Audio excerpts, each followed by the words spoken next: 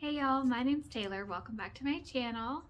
So today's video is going to be a reading wrap-up video, and since I did not do one for December, I'm combining my December and my January wrap-ups into one video. So some of these are like Christmassy books, I hope you don't mind, but if you don't want to see the December books, I will try to remember to put a timestamp in there in the description separating December from January. So I have 12 books total to talk to you about, and let's jump right in.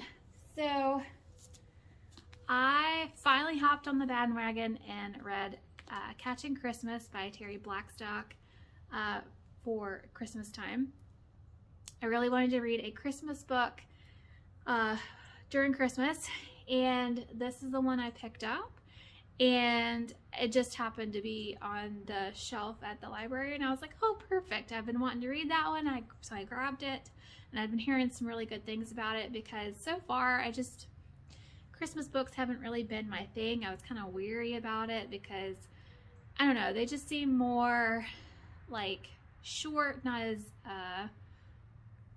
in-depth or as more of a fleshed out story as I would like. A lot of Christmas books are novellas, and I just want more versus what's in a novella. So I haven't really had a good time with finding good Christmas books, and they also seem kind of cheesy, hallmarky, and that's just it wasn't really what I was looking for. But I had heard good things about this book, and it totally lives up to the hype because I really enjoyed it. I actually gave it 5 stars, which I was shocked because, again, this is a Christmas book and I was not expecting it to give it 5 stars. But, so let me go into the synopsis. So it is about this cab driver, and I think his name is Finn, and he gets a call to go to an elderly woman's home and take her to her doctor's appointment. But this woman seems very discombobulated, like you can tell something's not quite right, like she may have some kind of condition because she is very cloudy and repeating herself and doesn't really know where she's going, type of thing. Possibly Alzheimer's or dementia type situation from what he can tell. And her name is Miss Callie. It's been a while, so I can't remember names, but she's very feisty and a very stereotypical sweet old lady that there's no filter.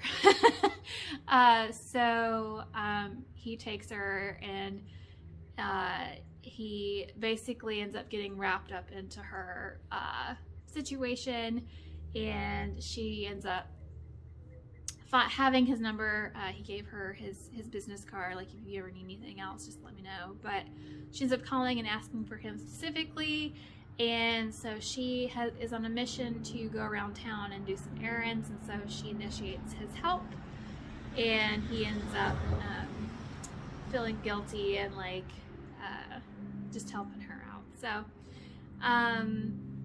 this book, it is such a sweet story.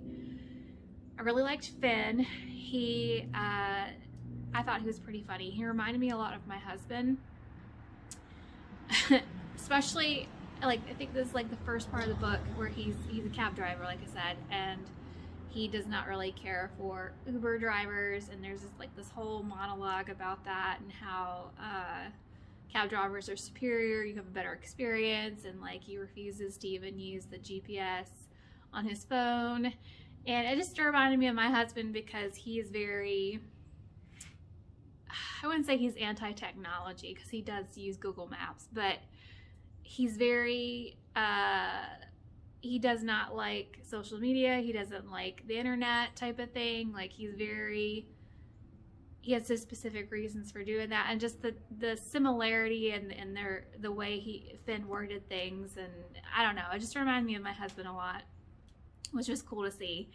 And then there is a third character who is Miss Callie's granddaughter, so we learn why Miss Callie is kind of left on her own, and she didn't have anybody to go with her to the doctor's office, so we hear her story. I forgot her name, Sydney. And Sydney, she is a new professional, a new lawyer, and so she can't get away from her job or she'll lose her job. And so that's why she hired a cab company to take her grandmother to the doctor. And so she really cares about her, but you as the story unfolds, you see why, you know, things happened and why she's in this situation. So I think her perspective was my least favorite perspective, just because I didn't really relate to her as well, but it was still interesting.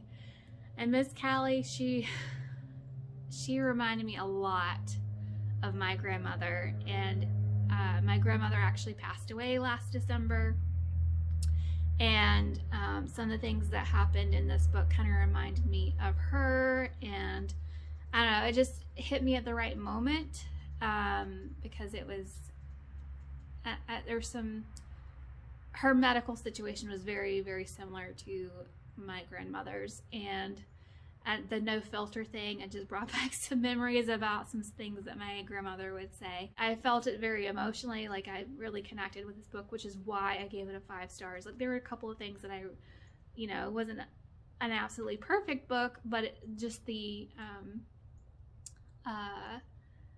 way it impacted me, that's what really makes a 5-star book. So that's why it's 5 stars. But yeah, I read this at the perfect time, and it's another example of how God has used books in my life to minister to me and comfort me. So this is another one of those situations where I was at the right place at the right time, the right situations in my life going on that helped me connect to this book better. So anyways, so I rambled enough about this book, so I highly recommend it. Last Christmassy book that I read was The Mistletoe Countess by Pepper Basham, and this also has been everywhere.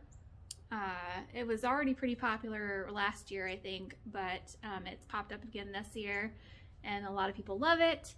And so it is about Grace. Yes, Grace. And she is heading to this, she's heading to this mansion, I guess is what you would call it, big house. It's like back in the early 1900s, if I think that's right. Early 1900s. Yeah, that's right. And she is heading to this big house with her sister because her sister is engaged to marry someone that they've never met before. So it's a situation like back in the day, they called it American heiresses, I think. American princesses. Yeah.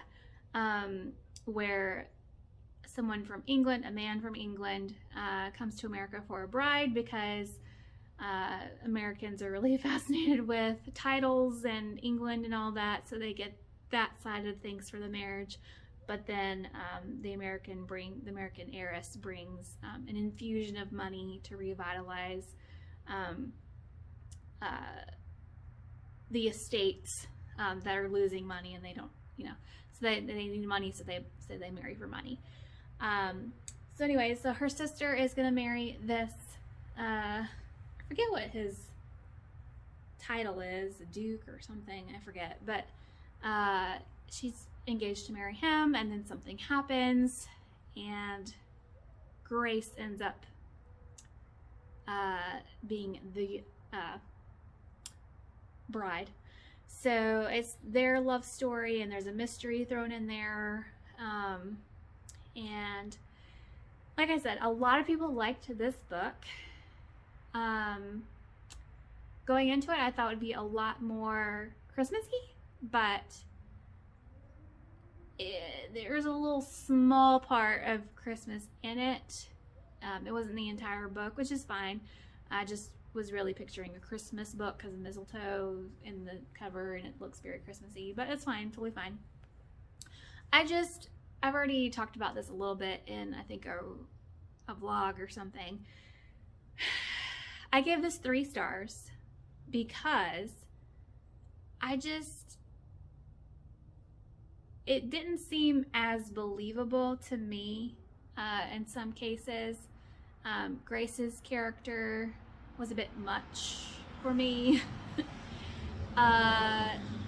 She was very overly naive. Like, I understand back in the day, like, there's some things that were not explained to them and they had unrealistic expectations, but also there was this one part where the male, I forgot to say his name's Frederick,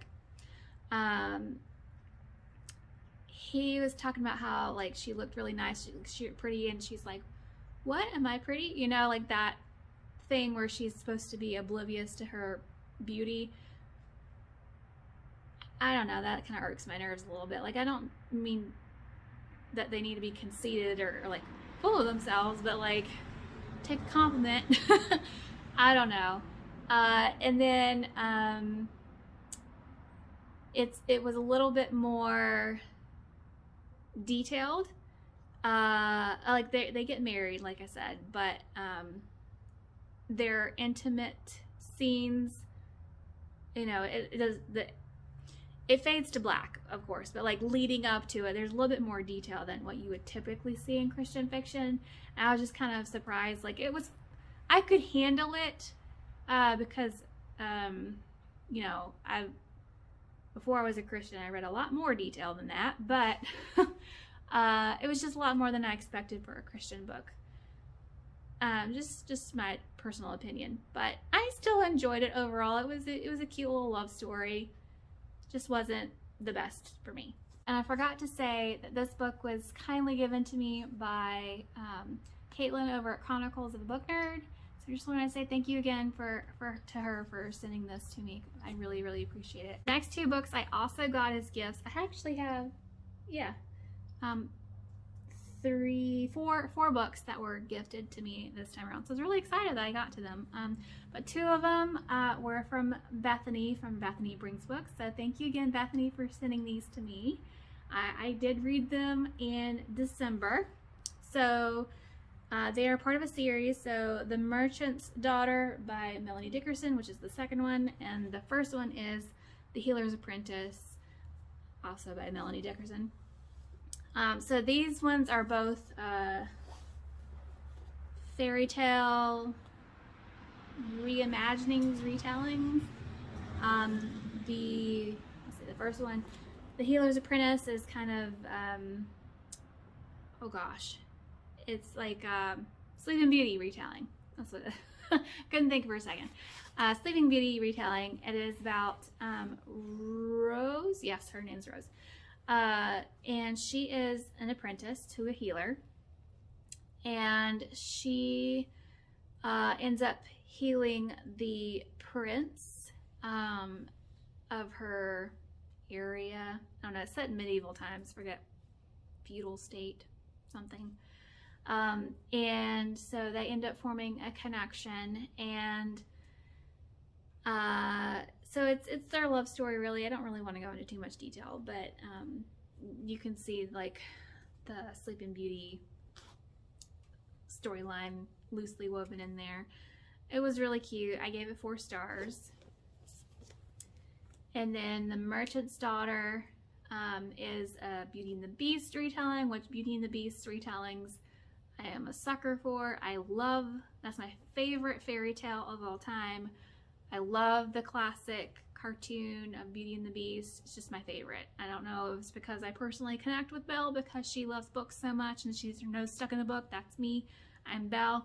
I don't know if that's what it is, but this is about Annabelle, and she is an indentured servant to Lord Ranulph. I don't know if that's how you say it, but so her family basically did a big no-no, and they did not do the work that they were supposed to, and so she ends up paying the price, if you will, and she goes to be an indentured servant for him, and it's their love story. And I think I like both of them the same, if I remember. And like I said, my memory is horrible in general, but right now it's especially bad. And it's been a month, so I'm pretty sure I gave this 4 stars. I liked both of these books a good bit, so they're like a comfort read almost. Like I knew the loosely the underlying story that would be following. It's just a good time. Next in December, I read A Bound Heart by Laura France, and this book is kind of difficult to explain. I feel like the back of the book, the synopsis on the back of the book, gives away a pretty big spoiler, because what it's talking about doesn't happen until 100 pages into the book. But I can't really explain the whole book with synopses the whole book without saying it. So I guess they did right by doing that. I don't know. I was expecting that to happen a lot sooner. But it was like 100 pages in. So anywho, this book is about Lark. It is a romance story. As a piece of it is romance, but it's also kind of like historical fiction too. And so Lark is a healer woman. She's like the castle healer. She has a storeroom with medicines and herbs and to heal and help people. And the owner of the castle is Magnus, and they used to have a thing back in the day, and he ended up marrying someone else. And so she's trying to help her mistress, because her mistress has multiple miscarriages. So that may be a trigger warning for some people. It doesn't go into too much detail, but it is mentioned, at least in like the first 100 pages or so. So anyways, if you like Scottish books, I think you will probably like this. It has very Scottish vibes, at least for the first third of the book. Something happens where, I hope this isn't too spoilery to say, but something happens, and Lark has to leave Scotland and go to colonial America. And so for that reason, this book reminded me a lot of a specific season in Outlander. I forget which one it is, the number, but it's the one where they leave Scotland and go to America. And like the healer woman vibes, like that's Claire. And then like the process of going to America and being in America, and I don't know, it just had a lot of those similar vibes. I used to watch Outlander back in the day, so it just threw me back to that similar story. But I gave this 3 stars because I felt like the love story was very drawn out. It was probably realistic as far as like length of time, but it was also a little bit frustrating because I just kept thinking, why isn't this moving along faster? Like, why aren't people professing their love? Why aren't people talking about their feelings? Yeah, so, and also Lark, her character was, I just felt kind of flat for me. Like, she was, you know, she was like a good Christian woman. Like, she would help people, and she felt compelled to do stuff that society was frowned upon, but it was the moral and Christian thing to do. So she put herself out there, and she did that, which I respected, and I enjoyed the aspect of her character. But she was very aloof. She didn't talk about her feelings. She, like, I don't know. She's very standoffish almost with her feelings. Like, she just wouldn't initiate back. Like, there wasn't enough detail there.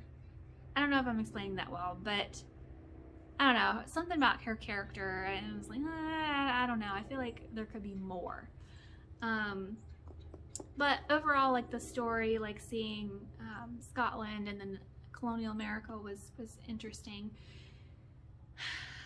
I just wish that part of it was kind of frustrating. So also there was with Lark, which is also frustrating. She had 3 different romantic prospects, and I'm like, I know which one I want you to go for, but why are you stringing, like, I get it, but I don't. But yeah, anyways, so 3 stars. That was it for December. So moving on to January, I tried to do 2 readathons, and the first one was during the first week of January, and it was hosted by Oshina and Holly, and that was Read in the New Year readathon, and it was, like I said, for a week. And I tried, y'all.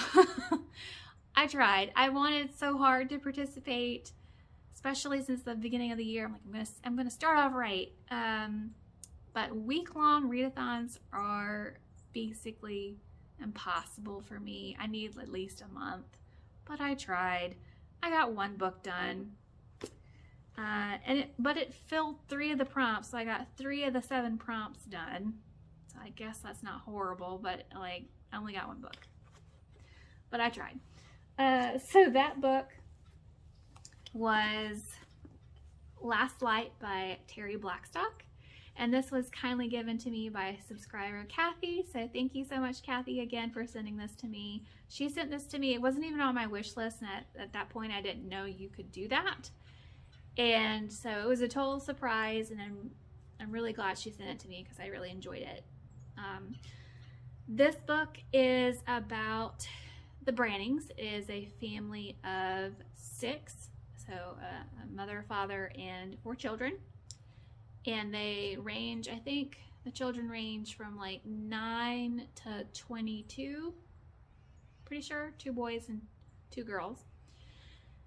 And this is like an apocalyptic book, apocalyptic novel-esque. It is set in the early 2000s, and well, you know it's written in, you know what year it was written, so you can kind of tell, like, there's subtle hints about like their technology capability, but I mean, it could be considered modern. But anyways,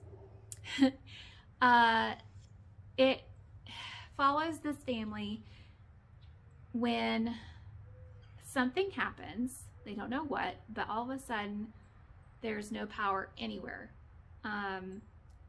Trains stop running, planes fall out of the sky, cars stop running, radios don't work, generators don't work, nothing electrical in nature at all works. And this family lives specifically in Birmingham, Alabama, and eventually they find out that it impacted the whole world. And so they are wondering, is this an act of God? Is he trying to get our attention?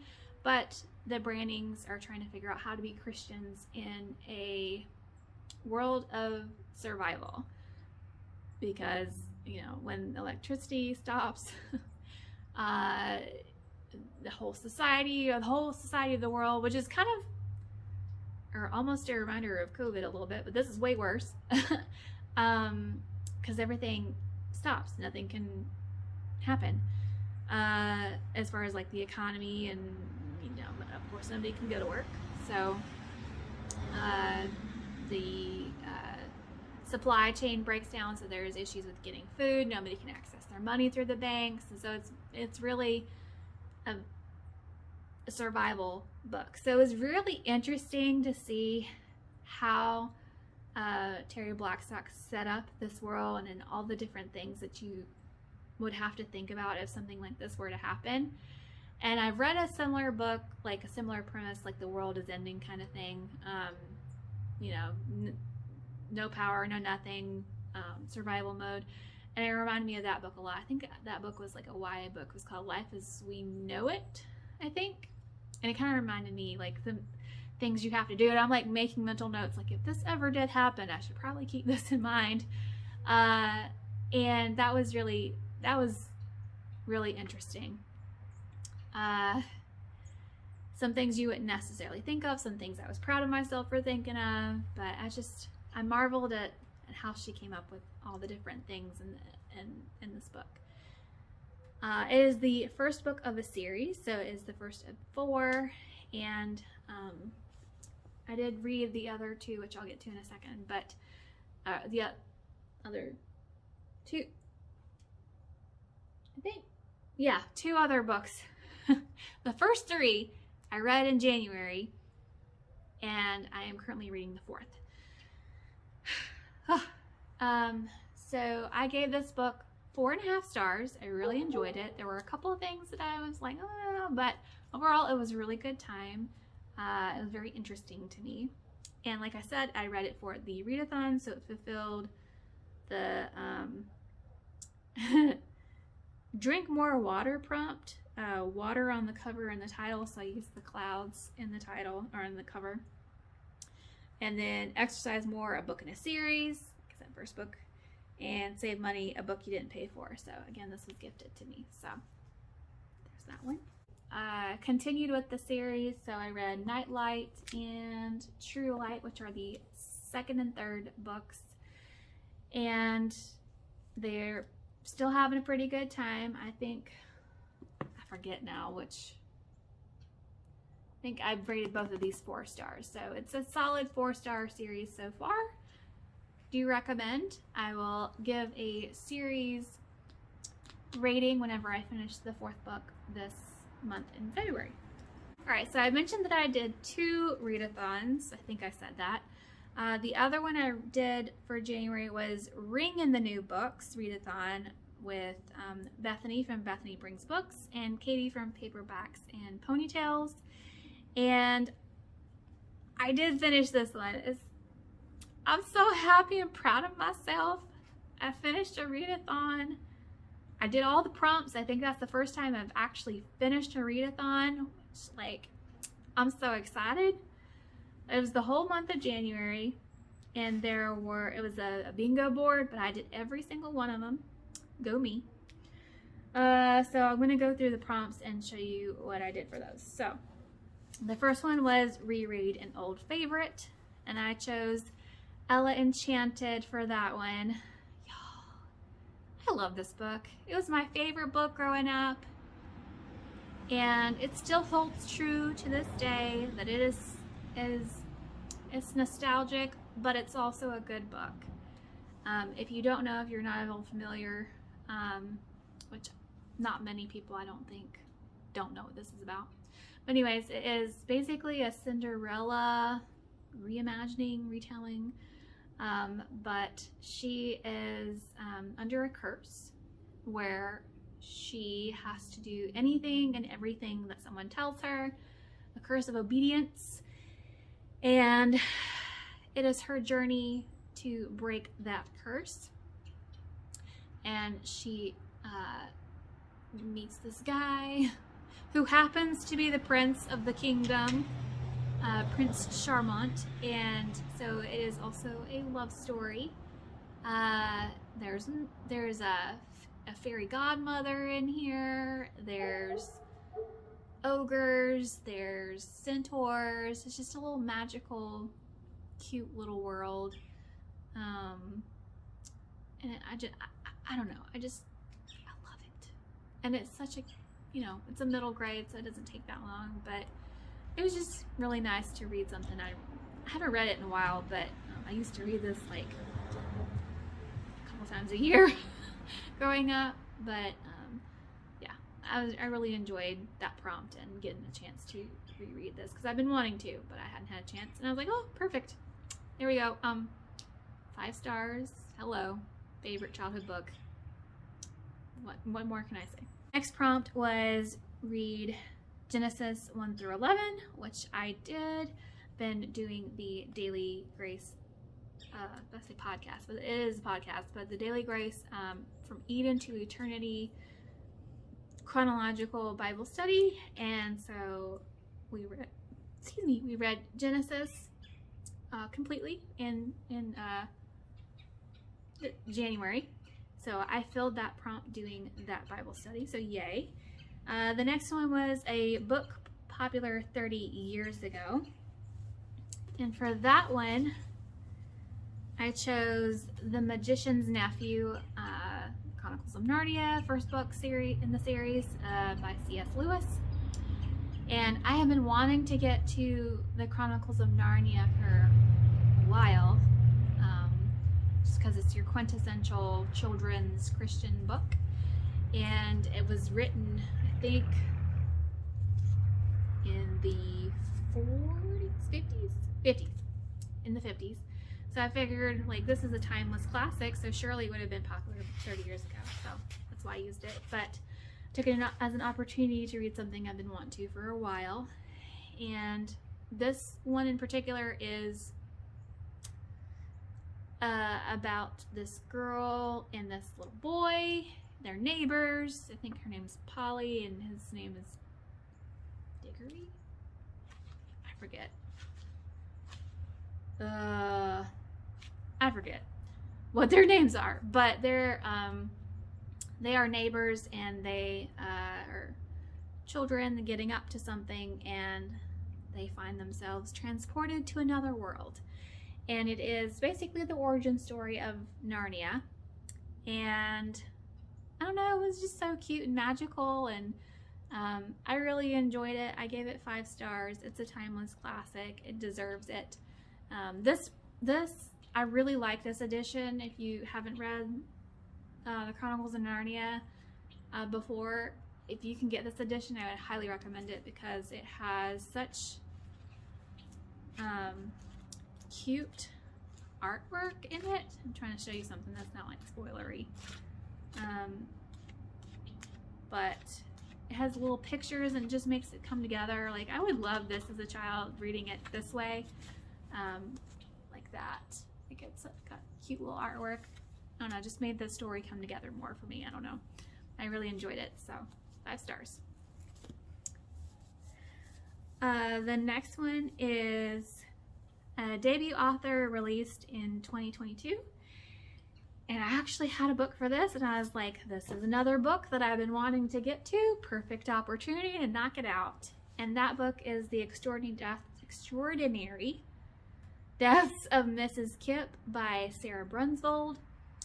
And this obviously is her first book she's ever written, and this book exploded last year, and I just didn't get around to it, so I finally did. There were a lot of people that hyped it up and sang its praises, but it is about Clara Kipp, and she is in hospice, and this reporter comes to her and is going to write her obituary. And it's a little bit of a unique assignment, because the reporter, what was her name? Aiden. She gets this assignment because she messed up, and this is kind of like grunt work, like a punishment type assignment. And so she's just trying to get it done and get it over with, but there is more to Mrs. Kipp than meets the eye. She has a very involved backstory, and very much a lot has happened in her life, and she is definitely a Christian and a warrior for Christ, and so her story really shows that. So it's you get some what's it called, flashbacks to Mrs. Kipp's past, so you see the story coming together and kind of figuring out who she is and what she's done with Christ. And it was very interesting seeing how strong her faith was throughout this process, because she knows she's dying. She's in hospice, and you know, just always being there for other people. There's someone else her neighbor in the nursing home, in the hospice, who is dying, and so she tries to minister to them and lead them to Christ. And like, even when she is so sick and, you know, is barely making it, she felt so strongly led to help this person. And I don't know, stuff like that, where she's very like a role model for how we should let Christ lead us. And so yeah, but I enjoyed it. I rated it 4 stars. There were some parts that I felt were kind of draggy, and I'm like, you know, it just wasn't as catchy to me. Wasn't as attention grabbing. Like, it was interesting and I enjoyed it, but it didn't have any, I don't know, as much of a draw and excitement for me, which is not meant to. It's meant to be more of a character type story, which those are not as enticing to me personally, but I did really enjoy it, and I rated it 4 stars. Next spot was Reader's Choice, and I used one of the books from the Terry Blackstock series that I had mentioned before for that spot. And then a new series to start, also the same thing, Last Light. I used the first book for that one. A new theme, new hope, new beginnings, something like that. For that one, yet again, I just knocked out, I'm so proud of myself, I knocked out a lot of books that I really wanted to get to last year, but I didn't, but I got to it this month. So that would be The Librarian of Boone's Hollow, and again, this one kind of blew up a good bit in popularity. This is about, what's her name? Addie. She, it's during the Great Depression. She's going to college so that she can become a writer, and she basically is kicked out because her family experiences financial ruin because of the Great Depression. So she has to find a new place to go, and she finds a job in Boone's Hollow, which is this backwoods town in the Appalachian Mountains, I think in Kentucky, I'm pretty sure. Yeah, in Kentucky. And she is a pack horse librarian. And I have actually read 2 other books with this topic, and I love this topic because what reader doesn't love a book about books or about librarians or libraries? And the Appalachian Mountains, like I live really, really close to there, so it's almost like reading about home kind of thing, like the culture and the way they talk, and you know, it's just, you know, reminiscent of home. And you know, the fact that real people went out, women mostly, went on their horses and like traveled across mountains to deliver books so people would have written word available to them. I just find that so heroic. But the other two books I read were The Bookwoman of Troublesome Creek and The Giver of Stars. So they all have the same topic. And so it reminded me a lot of those 2 books just because of the subject matter, I suppose. But there's also an element of a love story in here too. It is not the focus of the book itself. It is more historical fiction, I would say. But it was very interesting. My favorite parts are, like I said, seeing the Pack Horse Librarian program and the Appalachian Mountains and character development and things like that. If the romance had been a bit stronger and I felt it more, I just felt it was a little bit lackluster. Like it was there, but there wasn't as much detail as I would have liked. For that reason, I gave it 4 stars. The next prompt was Finish Genesis, which I did. And the last prompt for this readathon was read a book with a number in the last title.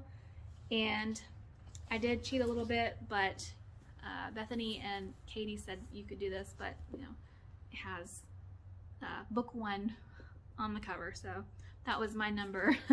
So this book came in for the win with all the prompts this month, so it was very helpful.